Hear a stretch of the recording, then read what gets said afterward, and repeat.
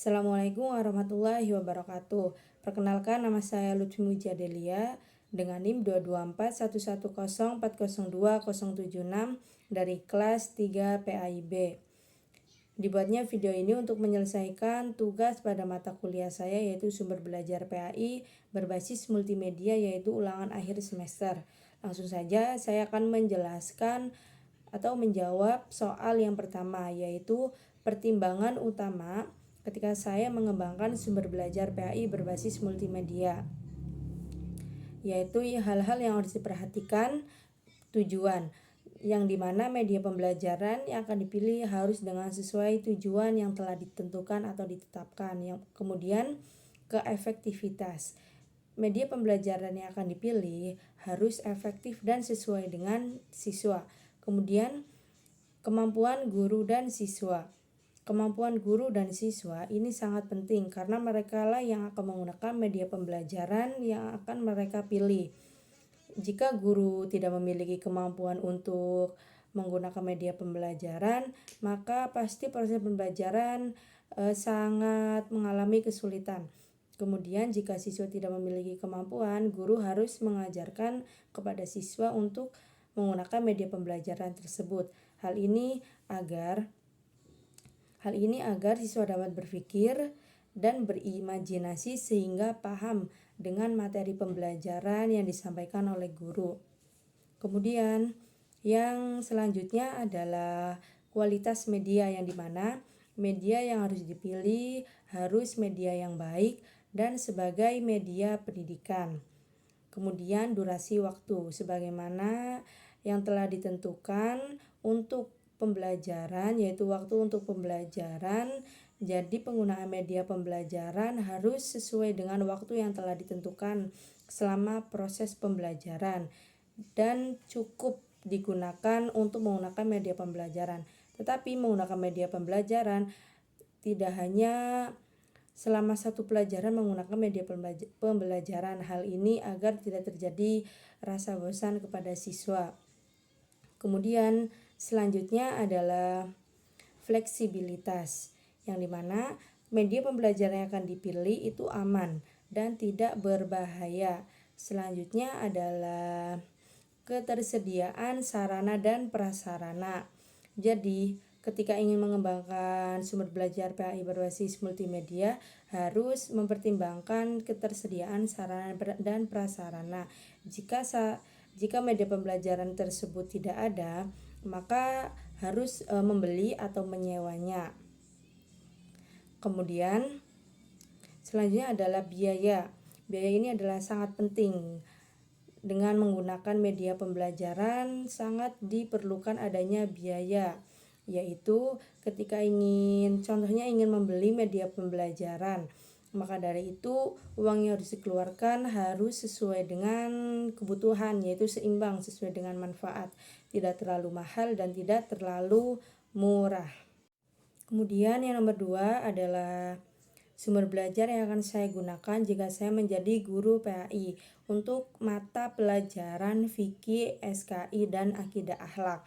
Yang pertama, saya akan menentukan tema untuk 3 mata pelajaran tersebut. Untuk pelajaran fikih, saya akan menentukan tema yaitu tentang tata cara tayamum. Kemudian pada mata pelajaran SKI, saya akan menentukan tema yaitu tentang peristiwa hijrah Nabi Muhammad ke Mekah secara sembunyi-sembunyi. Kemudian yang ketiga adalah akidah akhlak. Saya akan menggunakan tema yaitu tentang akhlak terpuji dan akhlak tercela. Ketika saya menggunakan sumber belajar untuk ketiga mata pelajaran tersebut, saya akan menggunakan metode yang interaktif dan memanfaatkan teknologi AI untuk ketiga mata pelajaran tersebut. Hal ini agar memudahkan siswa untuk memahami pelajaran yang saya berikan.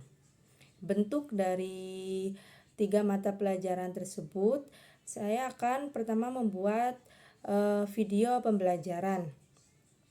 Video pembelajaran yang saya akan buat akan membuatnya dengan aplikasi Canva, PowerPoint, atau CapCut, yang dimana saya akan memanfaatkan aplikasi tersebut untuk mengisi dengan materi pembelajaran tentang ketiga pelajaran tersebut dengan sekreatif mungkin. Hal ini agar siswa bisa berinteraksi dengan materi tersebut dan siswa merasa senang dalam mengikuti proses pembelajaran.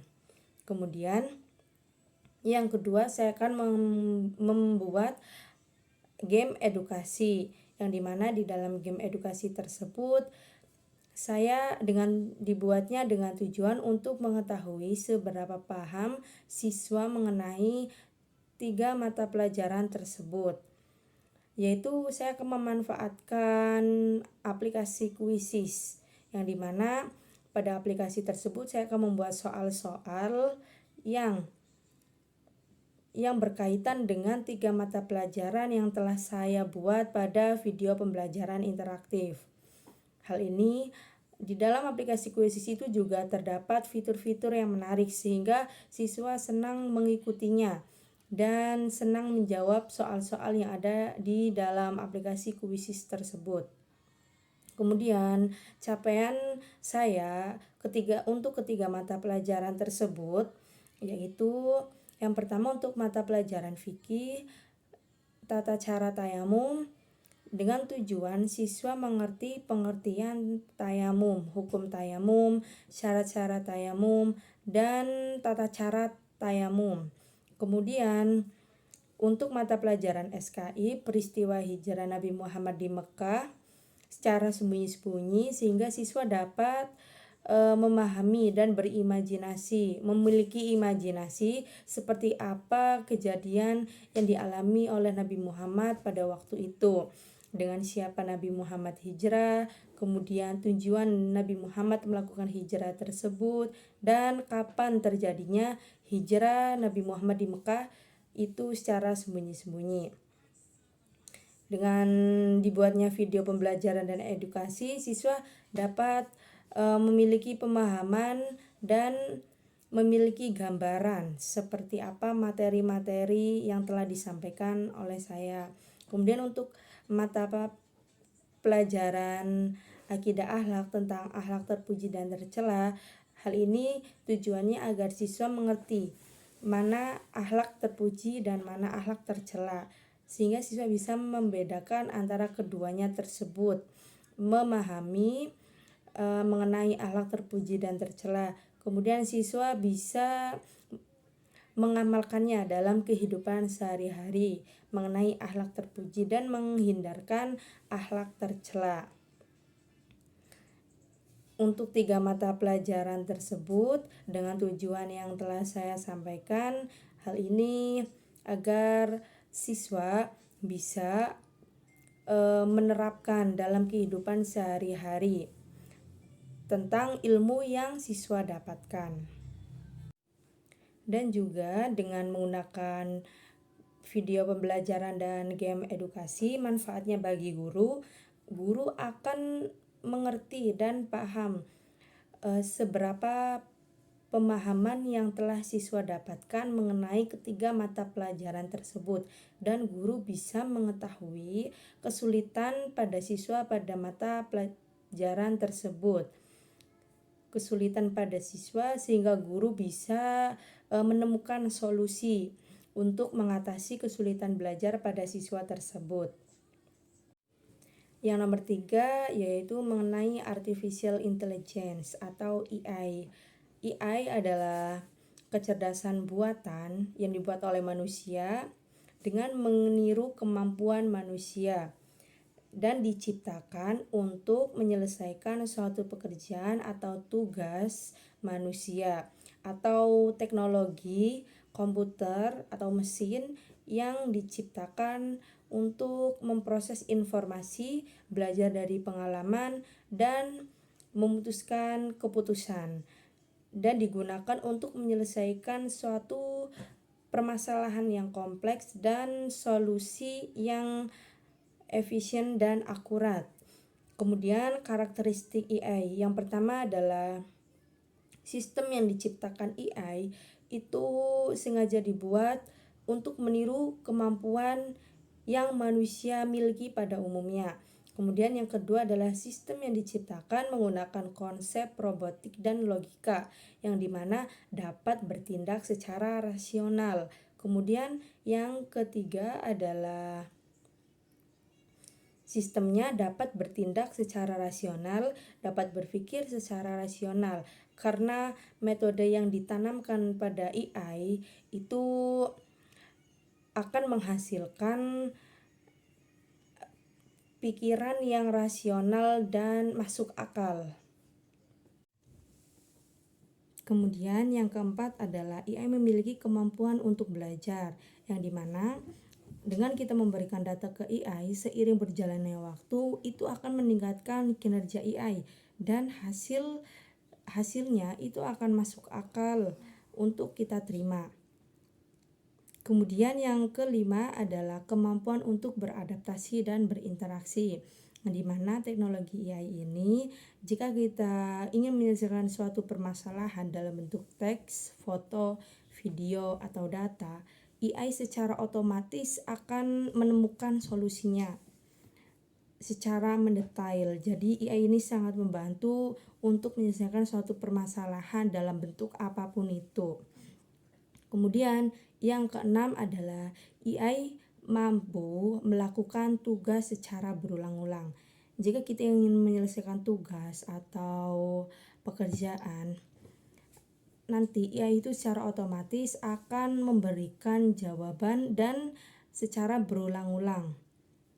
Jadi AI ini sangat bermanfaat digunakan untuk berbagai macam bidang, baik itu kedokteran, baik itu pendidikan, kemudian bisnis, ekonomi, dan yang lainnya. Menurut saya, jika AI digunakan untuk mengembangkan sumber belajar dan dalam pembelajaran itu sangat membantu dan sangat bermanfaat bagi guru dan siswa, dan akan melancarkan proses pembelajaran sehingga dapat mencapai tujuan yang telah ditentukan. Bagi guru akan lebih mudah membuat materi. Kemudian guru akan membuatnya dengan secara yang kreatif dan menarik agar siswa antusias, semangat, dan tidak merasa bosan ketika proses pembelajaran. Kemudian bagi siswa akan lebih cepat memahami materi yang akan diberikan guru karena materi yang diberikan guru tersebut memiliki kesan yang tersendiri.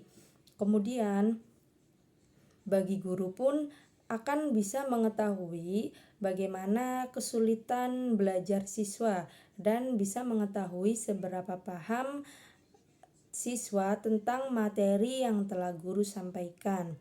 Bagi siswa pun akan mengalami keuntungan yang lebih dari itu karena siswa akan memanfaatkan AI untuk mengerjakan tugas atau biasa yang sering disebut dengan PR atau tugas individu. Karena dengan menggunakan AI itu akan menghasilkan jawaban yang masuk akal dan sesuai dengan soal yang diberikan oleh guru. Tetapi penggunaan AI bagi siswa itu harus dibatasi, dan karena jika siswa mengandalkan AI dalam menyelesaikan tugas-tugasnya, maka siswa akan menjadi malas belajar. Jadi siswa akan selalu menerima jawaban-jawaban yang instan tanpa berpikir. Maka dari itu bagi siswa ada batasnya menggunakan AI, dan AI itu tidak bisa menggantikan guru sebagai motivasi dan inspirasi. Karena AI itu adalah sistem yang dimana hanya bisa membantu memberikan solusi, tetapi AI tidak bisa memberikan motivasi atau inspirasi yang biasa guru lakukan kepada siswa. Maka dari itu hal ini perlu diperhatikan bagi siswa dan guru. Kemudian penggunaan AI pada siswa itu juga harus mempunyai keamanan yang akurat, karena jika kita menggunakan AI pasti akan dibutuhkan dengan adanya ID dan privasi. Maka dari itu hal ini penting. Karena pada zaman sekarang perkembangan teknologi yang semakin canggih, jadi bidang pendidikan itu sangatlah cocok menggunakan AI dalam menyelesaikan suatu permasalahan atau menyampaikan ilmu kepada siswa. Karena ini akan menghasilkan, kedua-duanya menghasilkan keuntungan. Maka dari itu, AI ini sangat dibutuhkan pada zaman sekarang dan boleh digunakan pada zaman sekarang, terutama dalam bidang pendidikan. Kemudian selanjutnya referensi yang saya gunakan untuk nomor 1 dan nomor 3. Yang pertama adalah saya menggunakan jurnal karya Prasetya Agus dengan judul Strategi Pemilihan Media Pembelajaran bagi Seorang Guru tahun 2010. Kemudian untuk nomor 3 saya menggunakan referensi Journal of Education and Practice karya Kulkarni-A tentang Artificial Intelligence tahun 2019. Mungkin hanya itu yang bisa saya jelaskan pada video ini. Apabila ada kesalahan kata atau kalimat, saya mohon maaf sebesar-besarnya. Sekian, terima kasih. Wassalamualaikum warahmatullahi wabarakatuh.